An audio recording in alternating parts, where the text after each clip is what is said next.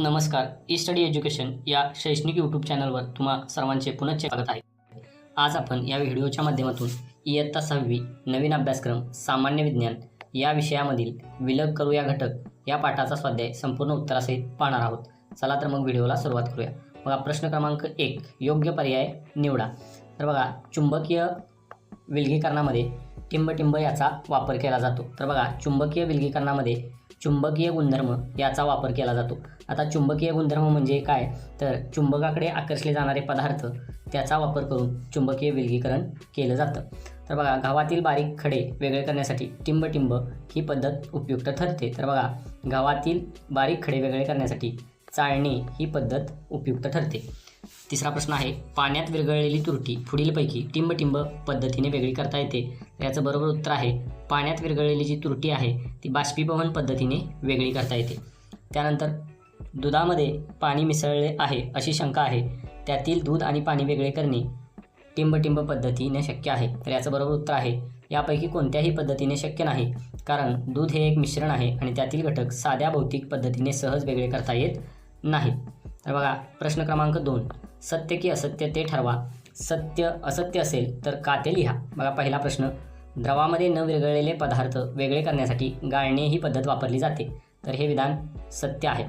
दुसरा प्रश्न आहे, चुंबकीय गुणधर्माचा वापर करून कचऱ्यातून सर्व धातू वेगळे करता येतात. तर बघा, हे जे विधान आहे हे विधान असत्य आहे, कारण चुंबकीय गुणधर्माचा वापर करून आपण केवळ लोखंड, कोबाल्ट, निकेल हे चुंबकीय पदार्थ कचऱ्यातून वेगळे करू शकतो. सर्व धातू आपण चुंबकीय गुणधर्माचा वापर करून वेगळे करू शकत नाही.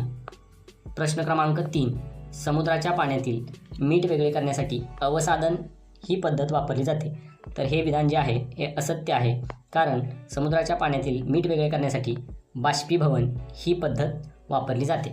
चौथा प्रश्न आहे, धान्यातील वजनाने हलका असलेला कचरा वेगळा करण्यासाठी उपनणे ही पद्धत वापरली जाते. तर हे विधान सत्य आहे. धान्यातील हलका कचरा वेगळा करण्यासाठी आपण उपनणे ही पद्धत वापरतो. पाचवा प्रश्न आहे, जड व हलके असे 2 पदार्थ वेगळे करण्यासाठी निवळणे ही पद्धत वापरता येते. तर हे जे आहे हे विधान सत्य आहे. तर बघा, प्रश्न क्रमांक 3, गाळण पद्धती कोणत्या मिश्रणासाठी उपयुक्त ठरते आणि कशी. तर बघा, या प्रश्नाचं उत्तर आहे, गाळण पद्धती द्रवामध्ये न विरघळणाऱ्या घन पदार्थांच्या मिश्रणासाठी उपयुक्त ठरते. तर कशा पद्धतीने उपयुक्त ठरते, तर ते जे मिश्रण आहे ते गाळण कागद किंवा कापडावर ओतले जाते आणि न विरघळणारे घन कण आहेत ते गाळण कागद किंवा कापडावर राहतात आणि द्रव पदार्थ खाली जमा होतो. उदाहरणार्थ आपण जर घ्यायचं म्हणलं तर चहा ज्यावेळी गाळणीद्वारे गाळतात त्यावेळी चहाची जी पावडर आहे ती गाळणीच्या वर राहते आणि जो चहा आहे तो गाळणीतून खाली जमा होतो. अशा पद्धतीनं गाळण पद्धत हे द्रवामध्ये न विरघळणाऱ्या घन पदार्थांच्या मिश्रणासाठी उपयुक्त ठरते. पुढचा प्रश्न आहे, भांड्यातील पाण्यात मिसळलेला लाकडाचा भुसा वेगळा कसा कराल. तर याचं बरोबर उत्तर आहे, लाकडाचा भुसा पाण्यापेक्षा हलका असल्याने तो पाण्यावर तरंगतो, त्यामुळे गाळणे या पद्धतीने तो सहज आपल्याला वेगळा करता येईल. अजूनही आपण आमच्या यूट्यूब चॅनलला सबस्क्राईब केलेलं नसेल तर सबस्क्राईब करा आणि तुम्हाला हव्या असणाऱ्या व्हिडिओची विषय कमेंटमध्ये टाका. पुढचा प्रश्न पाहूया.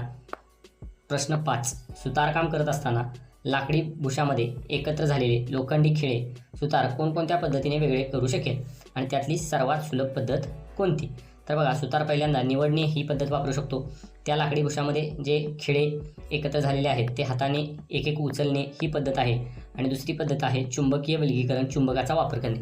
ही पद्धत बघा अधिक सोपी आणि वेळ वाचवणारी पद्धत आहे, कारण चुंबकीय विलगीकरण करून आपण चुंबक फिरवतात सर्व लोखंडी खिळे आपोआप त्या चुंबकाला चिकटणार आहेत आणि कामाचा वेळ वाचणार आहे.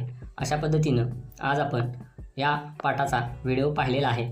तुम्ही व्हिडिओ पाहिलात त्याबद्दल तुम्हा सर्वांचे धन्यवाद आणि अशाच नवनवीन व्हिडिओसाठी आमच्या चॅनलला अवश्य भेट द्या.